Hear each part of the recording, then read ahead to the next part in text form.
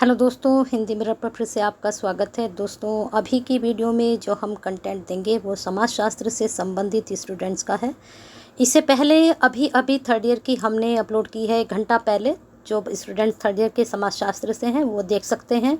History के आपका second paper सभी के पास पहुंच चुका है। फर्स्ट पेपर हमने लाइव क्लास में लिया था, तो स्टूडेंट्स को कन्फ्यूजन हो रहा है कि फ़र्स्ट पेपर कहाँ है हिस्ट्री का। तो जो लाइव क्लास का हमने आपका थंबनेल बना रखा है वहाँ पर आपका हिस्ट्री का पेपर है। सभी में हमने लिया था, first year, second year, third year सभी का अपलोड है लाइव क्लास में, वहाँ आप चेक कर सकते हो। ठीक है, अब आते हैं दूसरे पॉइंट पर। दूसरा पॉइंट ये है कि सोशियोलॉजी का फर्स्ट पेपर सभी को मिल गया था। अब सेकेंड पेपर हम अपलोड कर रहे हैं। इससे पहले हम थर्ड ईयर का अपलोड कर चुके हैं, अब लेकर आए हैं सेकेंड ईयर का सेकेंड पेपर। पेपर का नाम है सामाजिक अनुसंधान और डेटा संग्रह की तकनीक और सांख्यिकी विश्लेषण। ठीक है, अच्छा आपका पेपर है और सीधे सुमन उत्तराखंड यूनिवर्सिटी के सेकेंड ईयर के स्टूडेंट्स के लिए प्रश्न बैंक, क्वेश्चन बैंक आपका तैयार है। चलिए देखते हैं किस तरह से आपके पेपर सेकंड में क्वेश्चंस बनेंगे बीए सेकेंड ईयर के स्टूडेंट्स के लिए। दूसरी बात ये, अगर अभी तक आपने लाइक नहीं किया और वीडियो शुरू हो चुकी है और आपने देखना शुरू कर दिया है तो एक लाइक तो कर दीजिए, बनता है, क्योंकि लाइक करते हैं तो मोटिवेशन का काम करते हैं। शेयर का करते हैं आप सभी के लिए, शेयर कीजिए अपने जैसे ही स्टूडेंट जो श्रीदेव सुमन उत्तराखंड यूनिवर्सिटी से जुड़े हुए हैं और आप ही की तरह वह भी तैयारी कर रहे हैं, तो अपने साथियों को शेयर कीजिए। अपने साथियों के साथ साथ औरों को भी शेयर कीजिए, जिससे क्या होगा सभी तक ये वीडियो पहुंचेगी। शेयर करते हैं तो आप किसी की केयर करते हैं। और जो स्टूडेंट अभी तक सब्सक्राइब नहीं किया है और बेनिफिट्स उठा रहे हैं चैनल से, तो एक सब्सक्राइब तो कर लीजिए, क्योंकि आपके लिए ही इन फ्यूचर फ़ायदा रहेगा अगर आप सब्सक्राइब करते हैं, क्योंकि हिंदी मिरर हमेशा कुछ नया करवाता है स्टूडेंट्स को। तो बने रहिए हिंदी मिरर के साथ। चलिए फर्स्ट यूनिट से आपका क्वेश्चन देखते हैं क्या निकल कर आया है। सामाजिक बोध का अर्थ लिखिए और सामाजिक शोध का अर्थ लिखिए और सामाजिक शोध की प्रकृति जो है उसकी घोषणा कीजिए। यानी कि उसकी जो प्रकृति है सामाजिक शोध की, उसके बारे में आपको बताना है। थोड़ा इसको जूम कर लेते हैं। प्रश्न अच्छा है, बन सकता है एग्जाम में। सामाजिक अनुसंधान के महत्व और सीमाओं का वर्णन कीजिए, वेरी इंपॉर्टेंट। सामाजिक अनुसंधान का अर्थ और परिभाषा लिखिए। सामाजिक अनुसंधान के चरणों का वर्णन कीजिए, वेरी इंपॉर्टेंट। सामाजिक सर्वेक्षण से आप क्या समझते हैं, सामाजिक सर्वेक्षण की विशेषताओं का वर्णन कीजिए। नेक्स्ट है सामाजिक सर्वेक्षण के मुख्य चरणों की विवेचना कीजिए। सामाजिक सर्वेक्षण के प्रमुख प्रकारों का भी बताइए, उनके बारे में चर्चा कीजिए।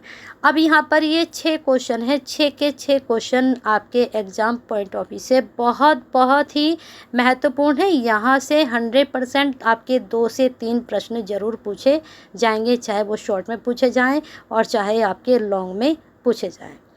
ठीक है, प्रीवियस क्वेश्चन पेपर भी मेरे पास है, मैं अपलोड करूँगी अभी उसको थोड़ी देर बाद। अभी फ़िलहाल आप क्वेश्चन बैंक देख लीजिए। जो मैंने सोचा मैं पहले क्वेश्चन बैंक देती हूँ, उसके बाद प्रीवियस क्वेश्चन पेपर आपको दिखाऊंगी। आप देखना कि हमारे क्वेश्चन बैंक से जो प्रीवियस क्वेश्चन पेपर हैं वो कितने मैच करते हैं कितने नहीं। चलिए आगे देखते हैं।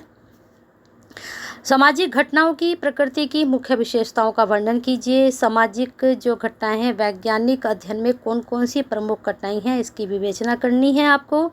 वस्तुनिष्ठता से आप क्या समझते हैं, सामाजिक अनुसंधान में इसके महत्व का वर्णन करें। सामाजिक अनुसंधान में वस्तुनिष्ठता प्राप्त करने में व्यवहारिक कठिनाइयों का वर्णन कीजिए।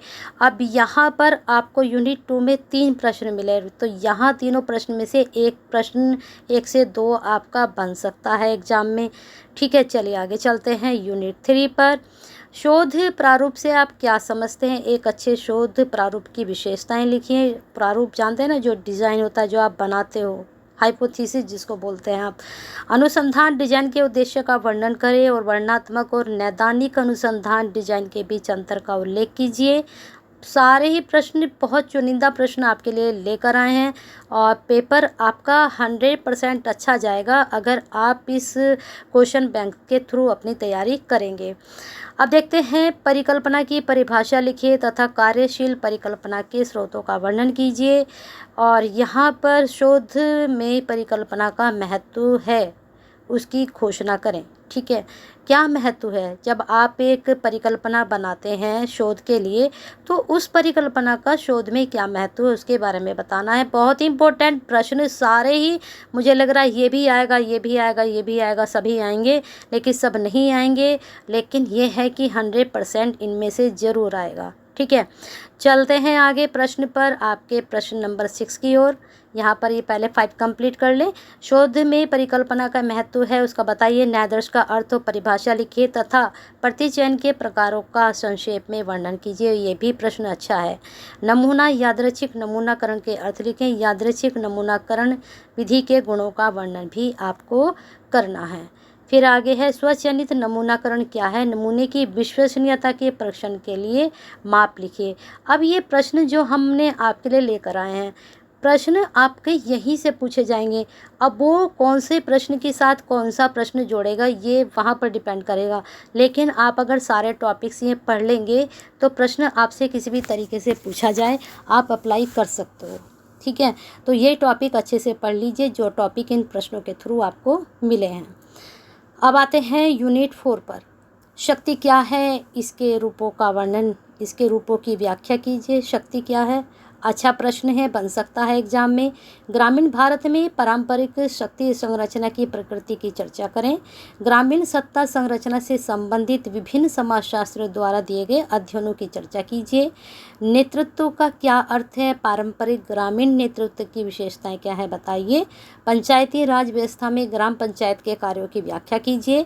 सामुदायिक विकास से आप क्या समझते हैं, सामुदायिक विकास कार्यक्रम के मुख्य उद्देश्य और संगठन की व्याख्या करें।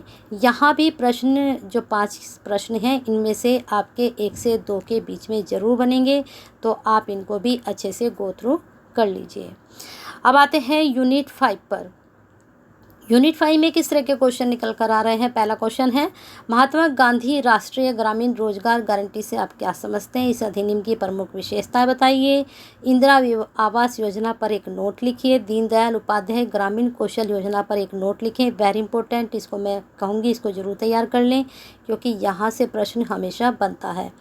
मनरेगा क्या है, संक्षेप में चर्चा करें। ग्रामीण पुनः निर्माण में आने वाली बाधाओं की व्याख्या कीजिए। प्रश्न नंबर 5। प्रश्न नंबर 6, ग्रामीण पुनः निर्माण के लिए कोई आप सुझाव दें। तो ये प्रश्न भी आपके लिए बहुत ही अच्छा है। तो इस प्रकार से आपको हर यूनिट से 6 प्रश्न मिल गए। तो सीधे सीधे आपके 30 प्रश्न की ये PDF तैयार की थी क्वेश्चन बैंक की। तो मुझे लगता है ये 30 प्रश्न आपके लिए सफिशिएंट होंगे। 11 प्रश्न आपके पेपर में आ रहे हैं। MCQs की रही बात, तो अगर आप डीपली पढ़ते हैं तो MCQs आपके यूनिट से ही निकलते हैं, इससे बाहर तो नहीं आते ना। जब इन टॉपिक्स को आप अच्छे से पढ़ लोगे तो MCQ तो यहीं से आपके तैयार हो जाएंगे। बाकी मैं देखती हूँ MCQs आपके, मैंने सोशलॉजी का पेपर सॉल्व करवाया था 20 और 21 का, वहाँ उसको चेक कर लीजिए प्लेलिस्ट में जाकर। आपकी सेकेंड ईयर की जो है डला हुआ है BA सेकेंड ईयर, उसमें आप देख लीजिए SDSU जो लास्ट ईयर की जो आपकी प्लेलिस्ट है उसमें आपको चेक करना पड़ेगा। 20 और 21 का मैंने सॉल्व कराया हुआ है पेपर, तो वहाँ से आप MCQ तैयार कर लीजिए, वहीं से प्रश्न बनेंगे। बाकी जब आप थ्योरी को डीपली पढ़ेंगे तो प्रश्न यहाँ से भी निकल कर आते हैं MCQ। थ्योरी अच्छे से पढ़ी है तो MCQ आएगा तो वो आप सॉल्व आराम से कर सकते हो। बाकी 100 क्वेश्चन हैं उसमें, क्योंकि 50 आपके 20 के हैं, 50 आपके 21 के, तो 100 क्वेश्चन अच्छे क्वेश्चन हैं, उनको तैयार कीजिए और बने रहिए हिंदी मिनट के साथ। लाइक ठोक दीजिए, नहीं ठोका है, शेयर नहीं किया तो कर दीजिए, और अभी तक नहीं सब्सक्राइब किया तो करके जाना, बेल आइकन हिट करके जाना, और साथ में कमेंट बॉक्स में इंक्वायरी सेंड करते रहना।